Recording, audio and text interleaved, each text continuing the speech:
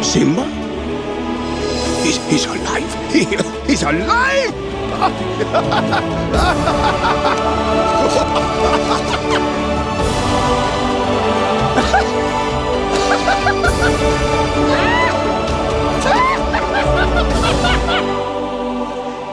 It is time.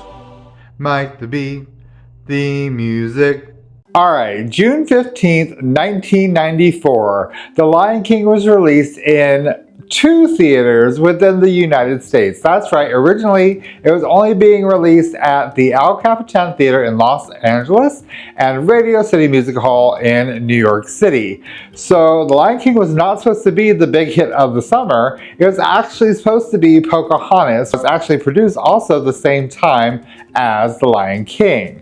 So they were very, very cautious and skeptical about releasing this movie into too many theaters, but The Lion King did actually come out on top with a global box office of $763 million. The Lion King actually held the highest grossing animated feature until it was outdone by Finding Nemo later in 2003. So The Lion King does still hold the title for the highest grossing traditional animated feature of all time, as well as the highest selling home video of all time, selling 55 million copies of the movie worldwide. So not just being a huge success at the box office, The Lion King also won several awards, including but not limited to 2 Academy Awards for Best Original Score and Best Original Song, Can You Feel the Love Tonight?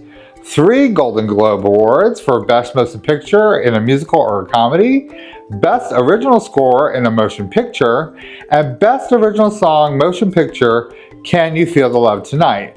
So, a little fun fact about this movie is that it was not supposed to be a musical. Oh, gals, can't you come out? There wasn't supposed to be any songs in it whatsoever. So the original idea for Lion King and the very beginning concept of this film was that it was going to be a National Geographic type film, but animated. So if you've ever seen any of those documentaries about them following along, various animals in the wild and somebody narrating over it, that's what this was going to be, just animated, not real animals. So it would have been a completely different film, and I don't know if it would have been received as well as the classic we know and love today. So there's a lot of people that have their own ideas of where the story came from for The Lion King or what it's based off of. All the kind of producers, writers, and people involved in this film have said that the story was inspired by the lives of Joseph and Moses from the Bible, and then also from Shakespeare's Hamlet. Now, there is a little nod to Hamlet if you know where to look and pay attention within the film. So, like I said before, Pocahontas and Lion King were being kind of made at the same time. Although most of the main animators, known as the A-team or A animators, because usually like A squad, B squad, that sort of thing, decided to work on Pocahontas because they felt like it was going to be the better film, it was going to be better received, it was going to be the bigger hit. So Lion King was actually made by what's considered like the B squad, the B team, at the time. So the main animators, the A-team, so to speak, they kind of felt like that the story for The Lion King, they didn't feel like it was very good. They didn't think anybody would want to come and see that film, or who would want to watch that kind of a story. So that's why they went on and did Pocahontas and kind of left this other classic animated feature to this other team to put together. So with the new team assembled for Lion King, it turned out that most of the animators working on the film, it was their first time ever supervising a character. So another Disney fun fact, for those of you who remember when Hollywood Studios was Disney MGM Studios, it was a working studio. They produced a lot of movies at that studio. Lion King was actually part of that. So about 20 minutes worth of the film, including the entire sequence for I Can't Wait to Be King, was produced at Disney's MGM Studios back in the day. So Walt Disney was a visionary. He was always looking towards the future, always looking for new ways to do things, new technologies. So with The Lion King came computers, which helped the filmmakers kind of help their vision in new ways. His drawing of this wildebeest became a herd of hundreds with the help of Disney's innovative CGI, computer-generated imagery, which combines hand-drawn animation with computer technology. Scott Johnston explains how they did it. Here, for instance, is some hand-drawn animation of a wildebeest, and now here's a computer representation of that same motion. Here we get the sense of that motion rotating in 3 dimensions. We can place our camera anywhere, but one wildebeest wasn't enough. We needed hundreds of wildebeest. So we had to come up with a way that our animators could control the behavior of hundreds of beasts. So we came up with this idea of a simulation, sort of playing follow the leader. Then the next step is to match it to the background. We've built a grid. On that grid, we place one of these simulations where each of those bugs now gets replaced with a full running, galloping, hopping wildebeest. You cannot talk about this movie without talking about the music. Sing something with a little bounce in it. It's a small world after all. No! Anything but that. There's so much good music that came from this movie. Of course, that is from the amazing talents of Tim Rice and Elton John. Now, another fun fact about this is that Tim Rice originally wanted ABBA to be one of the co-composing groups on this project. So unfortunately, ABBA was not available at the time, and so they turned down the offer. And so then Tim Rice then presented Elton John to the producers, and they all agreed. And so they went on to create some of the most memorable, lovable songs from the Disney catalog that we still know and love today. The Lion King original motion picture soundtrack was released by Walt Disney Records on April 27, 1994. It was the 4th best-selling album of the year on the Billboard 200 and the top-selling soundtrack. It is the only soundtrack to an animated film to be certified diamond or 10-time platinum by the Record Industry Association of America. I cannot confirm or deny that I had my own copy of the soundtrack and listened to it repetitively, and I still listen to a lot of the music to this day. When first released in 1994, The Lion King numbered 28 versions overall and has many languages and dialects worldwide, including a special Zulu version made specifically for the film in South Africa. This is not just the only Zulu dubbing ever made by Disney, but also the only one made in any African language other than Arabic. In 2016, the film was selected for preservation in the United States National Film Registry by the Library of Congress as being culturally, historically, or aesthetically significant. So to help celebrate the film's 30th anniversary, the film was re-released into theaters on July 12th of 2024. It ended up in 1,330 theaters across the country. So Disney's Animal Kingdom decided to put on a little summer celebration to help celebrate the 30th anniversary of the Lion King film. So it is my favorite park, and I had to go check this out. Now, this celebration was not as big as some people thought it might have been. So anybody who went back when they were celebrating the 25th anniversary of the film, then you kind of knew what to expect. There really wasn't like a lot in your face as far as the 30th anniversary. There was some merchandise, there were some treats, there was like little things, and so we kind of found out these little things and then went and did them. So of course the first thing I want to talk about is the Timon, Sipper, and the Pumbaa popcorn bucket. These were released back in when they had the 25th anniversary. I did not get them then because I'm not a huge like Disney sipper and popcorn bucket like collector or person. I think they're really cute, they're really cool, but I'm just not huge on them. Well, that came and went, and I kind of had FOMO because I kind of liked them. Like I don't know, to me they were different. They were the sidekicks, they were a pair. It just, I don't know, it was just a little bit more fun than some of the other sippers and popcorn buckets that I've seen through the years. I was a little bit ecstatic when they announced the re-release of the sipper and the popcorn bucket for the 30th anniversary. So of course I had to get my own just to make sure that I had one to put on display on my own shelf here at my house. Disney is known for their special photo ops, their photo pass service, memory maker. So you're looking for, you know, Lion King photo ops. Did not see anything that was special for the 30th anniversary of the film, but there are Lion King photo ops at Disney's Animal Kingdom all the time.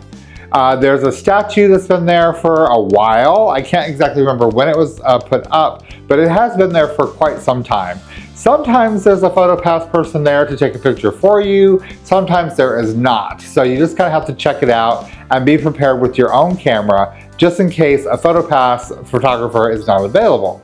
Now, as far as magic shots, you're going to have to search those out. Ask the different PhotoPass photographers. They're more than happy to help you find the perfect picture that you're looking for. There's still the gold statues that were there from the 50th anniversary. That's a lovely, lovely picture. There's the whole Festival of Lion King, and we'll get more to that later. There are photo opportunities within the park that will be there even when the 30th anniversary of the film is over. Disney is known for having special snacks during any type of anniversary, celebration, or holiday, and this is no exception. They had a couple little treats scattered throughout the park during the summertime to celebrate the 30th of the film, and we got to try one of those treats. We didn't really have a chance to try a whole lot, but we did get one in there while we were in there for our visit, and we found that over at the Isle of Java.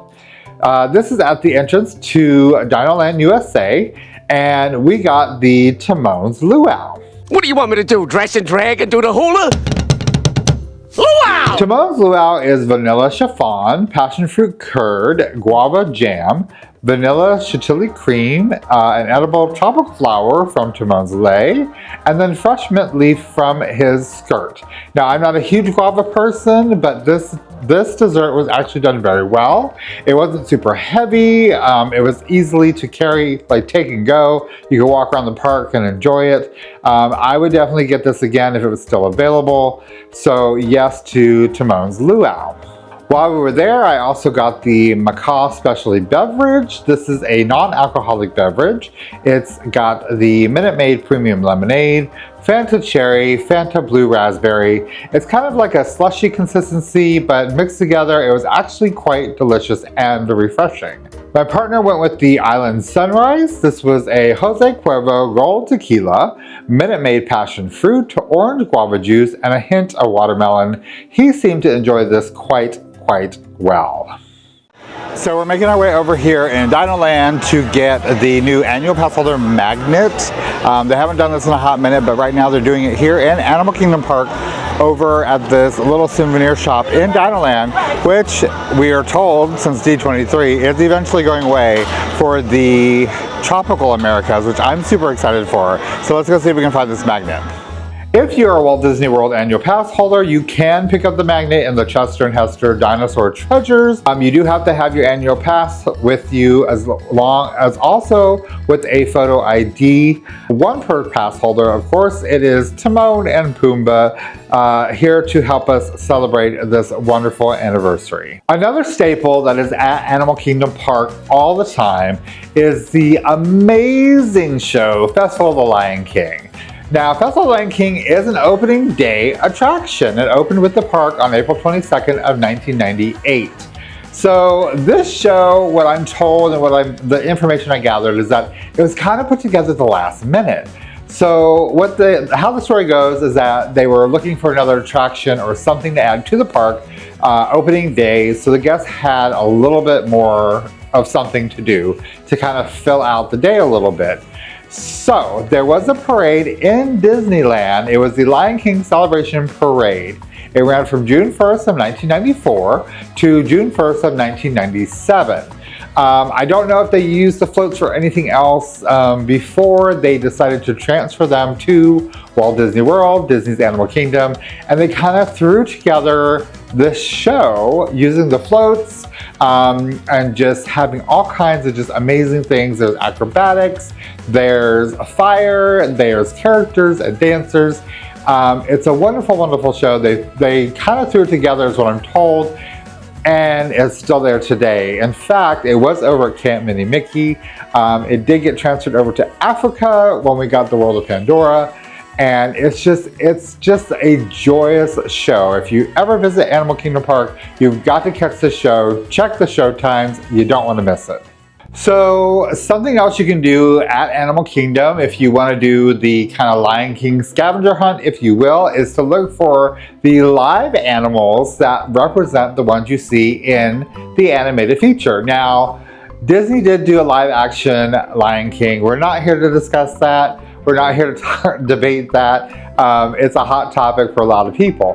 But you can see live animals at the park that represent the various animals within the actual movie. So I'm going to tell you where you can find some of the main characters from the movie throughout the park. The majority of them you're going to find on the Kilimanjaro Safari, located in the African section of the park. If you're on Kilimanjaro Safari, keep your eyes peeled. Sometimes they go by really, really fast. So have your cameras ready, just be on the lookout. You will find the warthogs, you will find the wildebeest, you will find the mandrills, you can find the hyenas if you go late enough in the evening, because they do only come out in like around dusk time. And then of course, the lions that you can also find on Kilimanjaro Safari.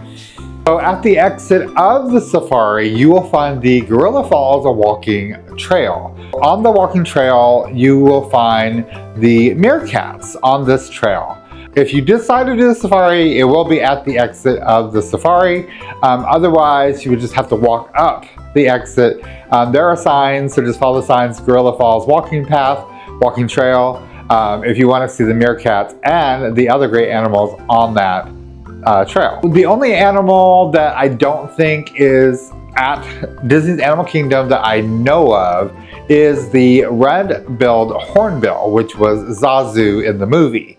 But if you do catch the Feathered Friends in Flight show, bird show, over at in the Asia section, you can see a trumpeter hornbill, which is kind of like a cousin to the red-billed. If you want to see a bird that's kind of sort of like what Zazu is, but not completely what Zazu is, catch the bird show. It's kind of a fun show anyway, over there in Asia. Well, so that kind of wraps it up for our little celebration when we went to Disney's Animal Kingdom to celebrate the 30th anniversary of the Lion King animated feature.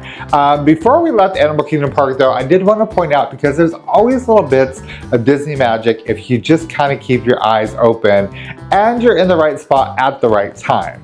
So we were leaving the park and we kind of noticed a custodial person kind of sweeping up in like this corner, and we kind of looked over and we noticed that he was sweeping up some leaves, but they were forming into the shape of a Mickey. So of course we had to stop, we had to get a picture.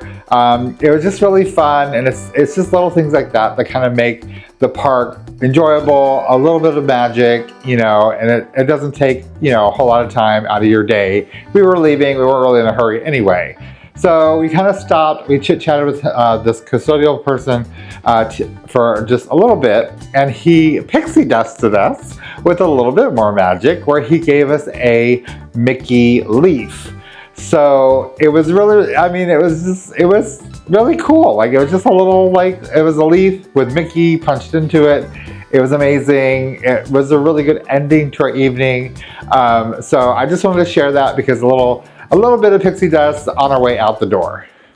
All right, guys, so that's gonna do it. That's the celebration, the 30th anniversary of the Lion King animated feature from Disney Animation.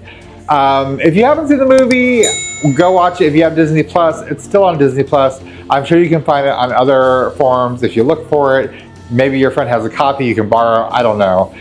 It's an amazing film to this day. It's done so well. Unexpectedly, just globally, it's just this phenomenon. But it's a great movie. It's a great story. But yeah, so I hope you enjoyed this little like adventure of mine. Thank you so much for following along all the time on these little adventures of mine. As always, I am Mike the Bee. You never know I'm gonna be. I'm just gonna be. You be too. I'll see you guys later. Bye.